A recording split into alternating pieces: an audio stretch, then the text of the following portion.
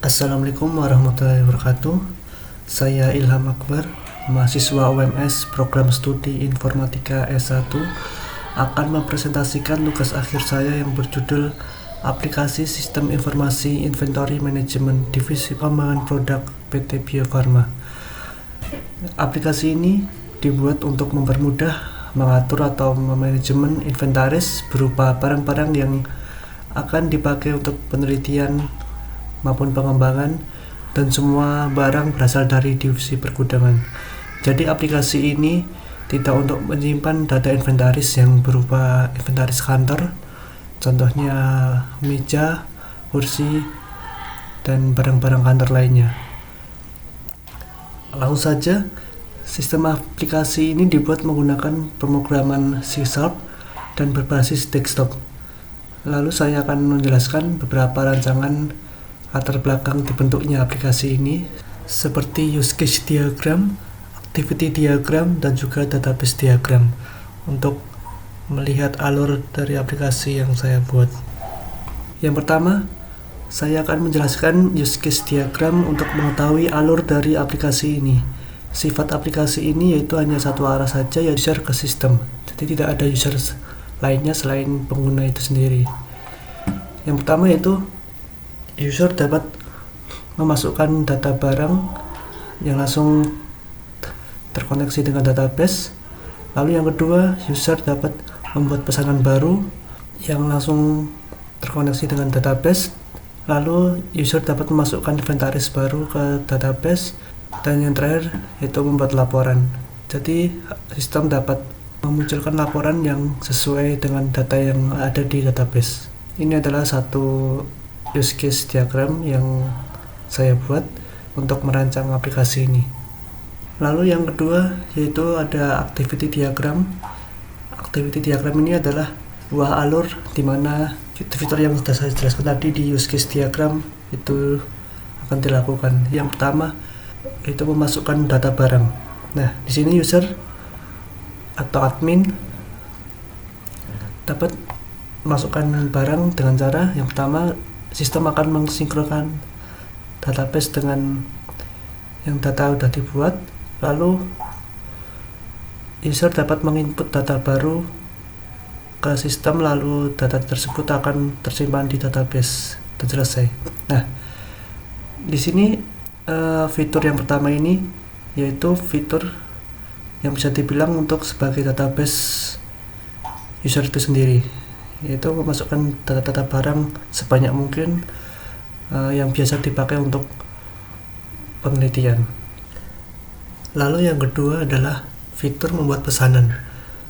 Pada fitur ini pengguna akan membuat dokumen yang berupa lembar PDF yang akan dikirim ke divisi pergudangan.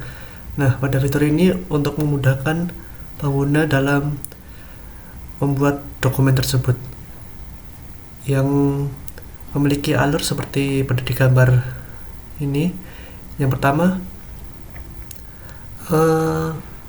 pengguna akan mensinkronisasi data yang ada di database, lalu sistem akan menampilkan data barang, dan ketika data sudah ditampilkan maka pengguna dapat memilih barang yang akan dipesan. Lalu pengguna akan masukkan jumlah stoknya, jumlah yang diinginkan, dan satuan. Setelah selesai semua dimasukkan, lalu sistem akan mencetak dokumen tersebut ke dalam lembar PDF, dan lalu sistem juga akan menyimpan data pesanan tadi ke dalam database. Nah, setelah beberapa hari divisi pergudangan sudah menerima lembar PDF-nya, lalu divisi pergudangan akan memberikan nomor movement, yang dimana ketika nomor movement ini sudah diterbitkan maka pesanan sudah diproses. Nah, maka pengguna akan masukkan nomor movement itu ke dalam sistem, dan ketika nomor movement sudah dimasukkan dan ketika barang sudah diterima, lalu pengguna akan mengkonfirmasi tanggal diterimanya barang tersebut, maka otomatis barang tersebut sudah selesai melalui proses pemesanan barang dan siap dimasukkan ke dalam data inventaris. Lalu yang ketiga adalah fitur memasukkan inventaris baru. Fitur ini dapat digunakan ketika barang yang sudah selesai dipesan lalu dimasukkan ke dalam fitur data inventaris. Nah, pada fitur ini memiliki beberapa proses. Yang pertama yaitu pengguna akan mensinkronisasi data dan sistem akan menyiapkan data yang sudah siap di database, lalu sistem akan menampilkan data inventaris yang sudah pernah dimasukkan. Apabila kosong, maka sistem akan menampilkan data kosong. Lalu pengguna akan memasukkan inventaris yang sudah diterimanya tadi ke dalam sistem, maka otomatis sistem akan menyimpan inventaris tersebut. Nah, pada data inventaris ini pengguna dapat merubah inventaris data yang berupa hanya jumlah saja. Ketika barang ingin digunakan, maka pengguna akan mengurangi jumlah stok yang dimiliki dan akan dikurangi dengan stok yang akan digunakan. Maka otomatis sistem akan mengurangi jumlah stok yang sudah dipakai. Nah, inilah fitur dari data inventaris, yaitu mengelola jumlah stok inventaris data yang dimiliki. Lalu yang terakhir ada fitur laporan data inventaris dan juga pemesanan. Pada fitur ini pengguna dapat melihat beberapa data yang pernah dimasukkan ke dalam sistem inventaris atau pemesanan. Yang pertama, sistem akan menyiapkan data inventaris atau data pemesanan, lalu sistem akan menampilkan laporan data keseluruhan, baik berupa pemesanan yang sudah selesai maupun yang belum selesai. Nah, ketika pengguna ingin mencetaknya, maka sistem akan otomatis mencetak laporan ke dalam bentuk PDF. Nah, inilah fitur untuk merekap laporan data-data yang ada di sistem informasi inventory management ini. Nah, jadi tadi keempat fitur dari aplikasi ini adalah sebagai alur di mana sistem informasi ini akan dibuat. Selanjutnya saya akan membahas tentang database diagram yang akan dipakai untuk aplikasi sistem informasi inventory management yang saya buat. Yang pertama adalah tabel data, dan juga yang kedua ada tabel order, yang ketiga tabel inventaris. Di sini tabel data terdapat kode barang yang sebagai primary key dan juga nama barang, deskripsi dan juga gambar. Dalam tabel data ini sebagai patokan atau sebagai database untuk menyimpan barang yang akan dipakai untuk tabel inventaris maupun tabel order. Yang kedua, tabel order ini berguna untuk menyimpan segala data-data yang telah dibuat dalam pemesanan seperti jumlah order, satuan, tanggal datang maupun tanggal pesan. Dan juga tabel order memiliki relasi dengan tabel data untuk menampilkan nama-nama barang yang tersedia. Lalu yang ketiga ada tabel inventaris. Pada tabel inventaris ini terdapat data-data inventaris yang berasal dari tabel order yang selesai di order tadi, maka data tersebut akan masuk ke dalam data inventaris. Dan tabel inventaris ini terdapat relasi dengan tabel data dan juga tabel order. Dalam tabel data, tabel inventaris akan menampilkan nama-nama barang yang berasal dari tabel data. Dan dari tabel order akan ditampilkan jumlah barang yang diorder dan juga jumlah tanggal datang orderannya. Nah, itu tadi alur dari database, sehingga alurnya dari data tabel data maksud saya, lalu tabel order, dan terakhir pada tabel inventaris. Database ini menggunakan SQL Server Local DB 2016, sehingga hanya terinstall pada laptop yang telah diinstal aplikasi inventory management ini. Dan apabila pada laptop tersebut belum ada SQL Server Local DB, maka instalasi otomatis akan menginstal SQL Server Local DB 2016 ini ke laptop tersebut. Langsung saja saya akan mempresentasikan aplikasi yang sudah saya buat. Nah, ini adalah sebuah tampilan awal dari aplikasi inventory management yang sudah saya buat. Pada halaman awal ini, pengguna akan diberikan beberapa tampilan yang berupa tabel untuk melihat proses pemesanan yang sudah pernah dibuat. Lalu di kiri atas ada sebuah logo inventory management dan juga di bawahnya 3 fitur shortcut yang akan memudahkan pengguna untuk masuk ke dalam fitur-fiturnya. Lalu di bagian atas terdapat indikator angka yang menunjukkan jumlah data inventaris maupun data yang siap dipesan, data barang yang sudah saya sampaikan tadi. Langsung saja ke fitur yang pertama, yaitu data barang. Pengguna dapat masuk ke dalam fitur data barang melalui menu bar yang ada di atas maupun di shortcut. Saya akan menggunakan bagian menu bar. Pengguna akan memilih file data baru. Maka aplikasi akan menampilkan halaman untuk menambah daftar barang baru. Langsung saja pengguna langsung mengklik data baru. Nah, maka aplikasi akan memunculkan tampilan untuk form masukkan data. Di sini ada 4 buah form. Yang pertama kode barang, nama barang, deskripsi, dan juga gambar. Aplikasi sudah membuat otomatis ke dalam kode barang sehingga pengguna hanya dapat masukkan nama, deskripsi, dan juga gambar.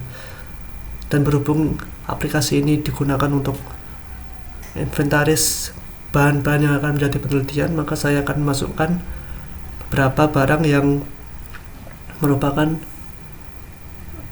bahan untuk penelitian. Saya akan masukkan satu barang yang bernama penol dengan rumus C6H6O yang memiliki nama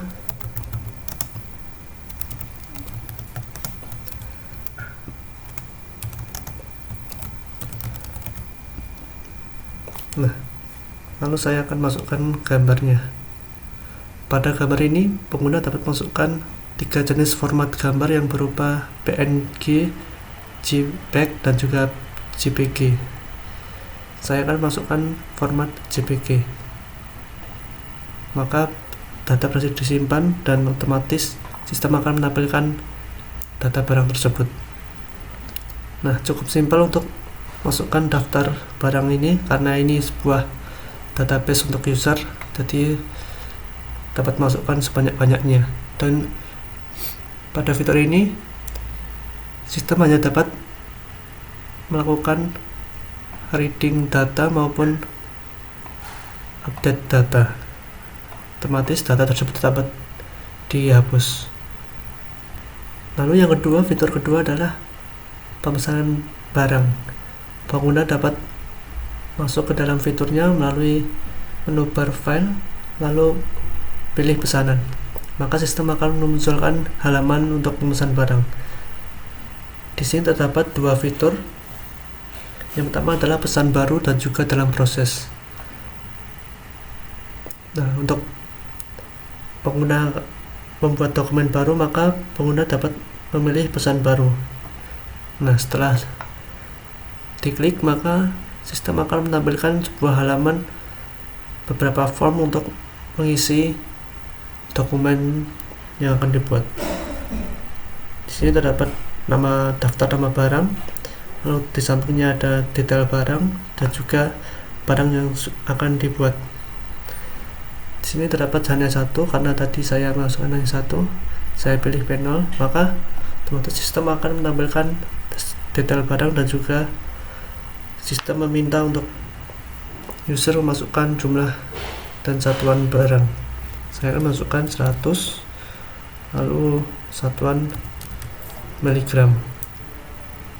Lalu kita klik tambah, maka otomatis data sudah dimasukkan dan kita akan isikan form pendukung seperti kepala divisi. Saya pilih Ilham, lalu nama pemesan, kabar, tujuan, divisi, pergudangan. Nah, setelah selesai semua dimasukkan, lalu pengguna tinggal mengklik lanjut. Otomatis sistem akan merubah dokumen tersebut ke dalam file PDF. Lalu tinggal kita save, maka dokumen tersebut siap dikirim ke divisi perkudangan.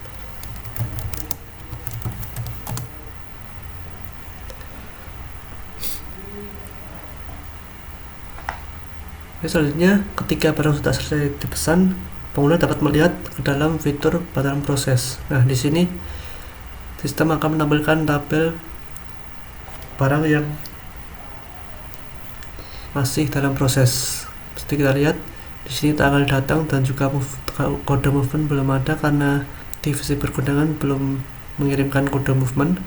Namun ketika divisi perkudangan sudah mengirimkan kode movement, maka pengguna tinggal memasukkan kode tersebut ke dalam form yang telah dimunculkan di tombol perbarui. Nah, di sini pengguna dapat memasukkan kode movement, anggap saja ini, lalu kita simpan, maka kode movement tersebut sudah bisa dimasukkan. Nah, dan ketika barang tersebut sudah datang, maka pengguna mengupdate lagi proses pemesanannya, dan tanggalnya akan menunjukkan tanggal kapan barang tersebut datang. Ketika sudah datang, pengguna hanya langsung mengklik selesai, otomatis data tersebut sudah selesai dipesan dan siap dimasukkan ke dalam inventaris. Lalu yang ketiga yaitu fitur untuk data inventaris. Nah, di sini pengguna dapat masuk ke dalam halaman melalui file lalu inventaris. Pada halaman ini, pengguna dapat masukkan inventaris baru dengan cara klik tambah yang terdapat pada kanan atas, lalu memilih barang yang sudah berhasil selesai dalam pemesanan tadi. Nah, di sini pengguna tinggal memilih barang yang sudah siap dimasukkan ke dalam data inventaris. Maka otomatis sistem akan membuat kode-kode otomatis seperti kode inventaris, kode lot, kode internal, tanggal datang, maupun stok dan satuan yang sudah dimasukkan tadi. Nah, di sini kode lot berfungsi untuk sebagai indikator barang tersebut sudah pernah dimasukkan atau belum. Apabila barang tersebut belum pernah dimasukkan, maka kode lot akan menunjukkan angka 001. Yang pertama, ini adalah kode pertama pada barang tersebut. Dan apabila kode ini sudah pernah dimasukkan, maka kode lot akan menunjukkan kode yang selanjutnya ketika 02 maupun seterusnya. Tinggal klik simpan, otomatis data tersebut sudah masuk ke dalam sistem. Nah, pada data inventaris ini pengguna dapat memperbarui jumlah stok apabila ingin dipakai.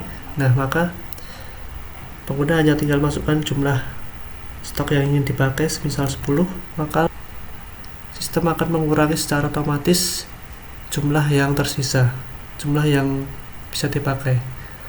Dan apabila ingin dipakai lagi, maka pengguna tinggal masukkan jumlah pakainya saja, lalu simpan, dan otomatis data tersebut terupdate sendiri. Nah, lalu fitur yang keempat adalah melihat laporan data. Pada sistem ini, pengguna dapat melihat laporan data inventaris maupun data pemesanan.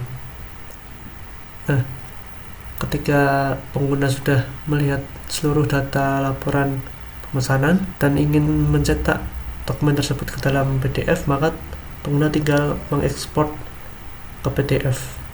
Nah, maka otomatis sistem akan menampilkan data tersebut ke dalam file PDF. Cukup simpel, dan apabila sudah selesai, pengguna dapat melihat panduan-panduan yang berada di menu bar, seperti menu bar panduan. Di sini terdapat banyak sekali panduan-panduan untuk menggunakan aplikasi ini. Jadi pengguna tidak akan dibuat kebingungan untuk menggunakan aplikasi ini.